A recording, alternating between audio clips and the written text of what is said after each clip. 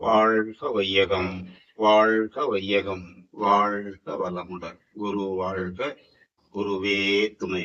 அன்பர்கள் அனைவருக்கும் இனிய காலை வணக்கங்களும் வாழ்க வளமுடன் என்று வாழ்த்துக்களையும் கூறி, மகரிஷி அவர்களின் நாள் ஒரு நற்சிந்தனையில் வாழ்க்கை மலர்கள் என்ற புத்தகத்திலிருந்து அக்டோபர் 23, பொருளும் மதிப்பும். 10 ரூபாய் நோட்டு ஒன்றும் 100 ரூபாய் நோட்டு ஒன்றும் நம்மிடம் இருக்கின்றது என்று வைத்துக் கொண்டால், அதற்குரிய வண்ணமும் எண்ணும் மட்டுமே மாறுகின்றது. ஆனால் அதற்குரிய பொருளும் வேறுபடுகின்றது எண்ணை கொண்டு.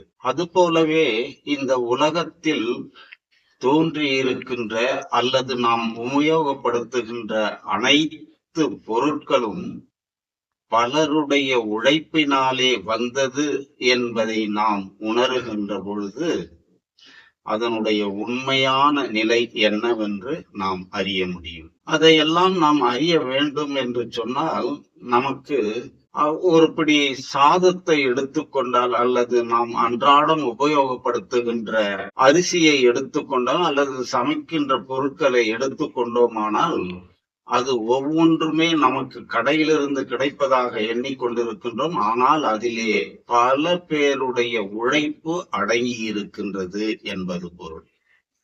அதுபோலவே இந்த உலகத்தில் நாம் அனுபவித்துக் கொண்டிருக்கக்கூடிய செயற்கையான மின்சாரம் முதற்கொண்டு, காந்தம் முதற்கொண்டு, கணினி முதற்கொண்டு எல்லாவற்றையுமே கண்டுபிடித்தவர்கள் இது என்னுடையது, நான் தான் இதை கண்டுபிடித்தேன் என்று சொல்லிக் கொள்வார்களே. ஆனால் அது யாரிடமும் போய் சேருவதற்கான வாய்ப்பு இல்லை. கண்டுபிடித்து இந்த சமுதாயத்திற்கு அவற்றையெல்லாம் அர்ப்பணித்து கொடுத்திருக்கின்றார்கள். அதன் மூலமாகத்தான் நாம் வாழ்ந்து கொண்டு இருக்கின்றோம்.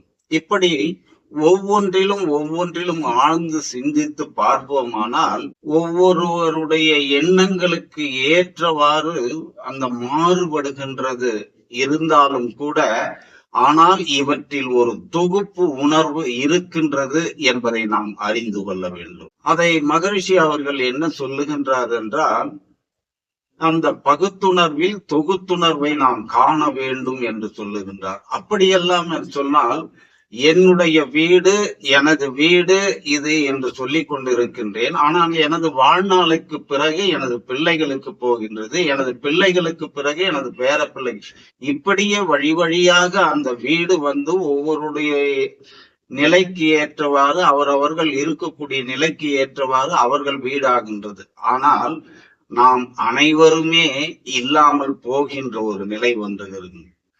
ஆனால் வீடு மட்டும் அப்படியே இருக்கின்றது. அது போலத்தான் எந்த ஒரு பொருளுக்குமே உண்மை பொருள் எதுவென்று நாம் அறிய வேண்டும். அதைத்தான் வள்ளுவ பெருந்தகை அவர்கள் சொல்லுகின்றார், பொருள் அல்லவற்றை பொருளென்று உணரும் மருளானாம் மானா பிறப்பு என்று சொல்லுகின்றார். அது போலவே எப்பொருள் ஏத்தன்மை தாயினும் அப்பொருள் மெய்ப்பொருள் காண்பது அறிவு என்று சொல்லுகின்றார். இவை எல்லாவற்றுக்குமே, இது எல்லாமே இந்த பிரபஞ்சத்தில் உலவுகின்ற கோள்கள், நட்சத்திரங்கள், உலகங்கள் யாவுக்குமே அடிப்படையாக இருக்கக்கூடியது விண் என்று சொல்லக்கூடிய அந்த ஒரு சிறு பொருள்தான். அந்த விண்ணுடைய கூட்டாகத்தான் பஞ்சபூதங்கள் தோன்றியது. அந்த பஞ்சபூதங்களின் இணக்கமான விகிதத்தில் இருந்துதான் ஓரறிவு தாவரம் முதல் 6 அறிவு மனிதன் வரை வந்தது. ஆனால் இந்த மனிதன் வரை வருவதற்கு முன்பாக விலங்கினங்கள் வரையில் அவற்றின் தேவைகள் என்னவோ அவற்றை மட்டுமே அதை அவன் அனுபவித்து வாழக்கூடிய தன்மை உடையது. ஒரு விலங்கு இன்னொரு விலங்கை அடித்து கொன்று தின்கின்றது என்று சொன்னால், அதனுடைய வயிறு நிறைந்த பிறகு அதை அப்படியே அங்கேயே விட்டு விட்டு சென்று விடுகின்றது. அதன் பிறகு இருக்கக்கூடிய சிறு சிறு விலங்கினங்கள் அவற்றை உண்டு வாழ்ந்து கொண்டிருக்கின்ற நிலையை நாம் கண்கூடாக பார்க்கின்றோம். ஆனால் மனிதன் மட்டுமே அறிவிலே உயர்ந்தவன், பகுத்தறிவு உடையவன், சிந்தனை அறிவு உடையவன் என்கின்ற சொல்லுகின்றவன் மட்டும் எல்லாமே எனக்கு வேண்டும், இவை எல்லாம் என்னுடையது, நான் வேறு யாருக்கும் தரமாட்டேன் இப்படி என்கின்ற ஒரு உணர்வு மட்டுமல்லாமல், இந்த வருடம் வாங்கி வைத்து விட்டால் அடுத்த வருடம் விலை ஏறினாலும் நமக்கு கவலை இல்லை என்று வாங்கி வைக்கின்ற பொருட்கள் அனைத்துமே மற்றவருடைய பொருளை நாம் எடுத்து அனுபவிக்கின்றோம் என்பது பொருளாகும். அதைதான் மகரிஷி சொல்லுகின்ற பொழுது, அப்படியானால் பொருள், உண்மையான பொருள், எல்லா பொருட்களுமே, தோற்ற பொருட்களும் உயிரினங்களும் அழியக்கூடியது என்றைக்காவது ஒரு நாள்.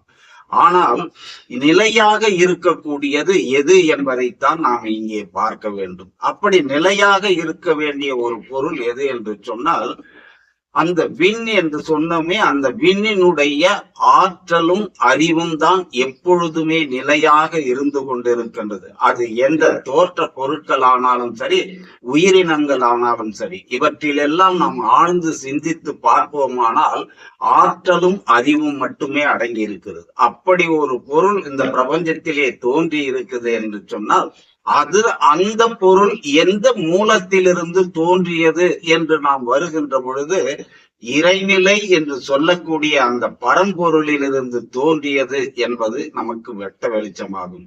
இவற்றையெல்லாம் நாம் உணர்ந்து சிந்தித்து தெரிந்து கொள்ள வேண்டும் என்று சொன்னால், அதற்கு தவமும் தற்சோதனை என்கின்ற இரண்டும் வேண்டும் என்று சொல்லுகின்றார்.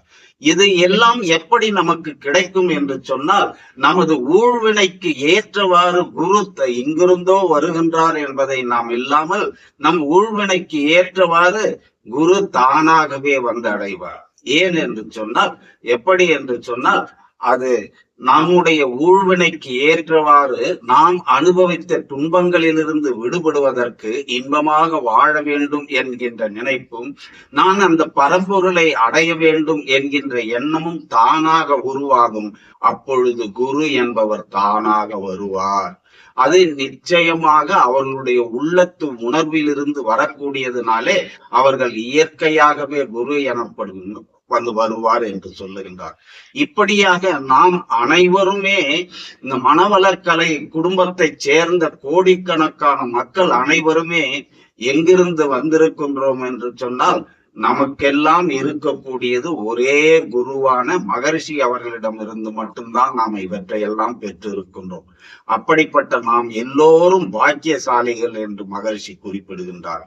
அந்த பாக்கியசாலிகளாகிய நாம் அனைவரும் உண்மையான பொருள் எது என்று உணர்ந்து, அந்த உண்மை பொருளை நாடுவதற்கு மட்டுமே நம் வழிகளை பயன்படுத்துவோமானால், அது நமக்கு மட்டுமல்லாமல் நமது குடும்பம், சுற்றம், ஊர், உலகு என்கின்ற வகையிலே அனைவருக்குமாக போய் சேரும். பொருள் என்பது ஒன்று தொகுத்து உணர்ந்தது, அதிலிருந்து பிரிந்தது பகுத்து உணர்வு என்று சொல்லக்கூடிய பொருட்கள் மக்கள் அனைவருமாக இருக்கின்றோம் என்பதை நாம் உணர்ந்து கொண்டு வாழுகின்ற பொழுது, நமக்கும் மற்றவர்களுக்கும் எல்லா வழியிலும் சிறப்புற நாம் வாழ முடியும் என்று கூறி சிந்தனையை நிறைவு செய்கின்றேன்.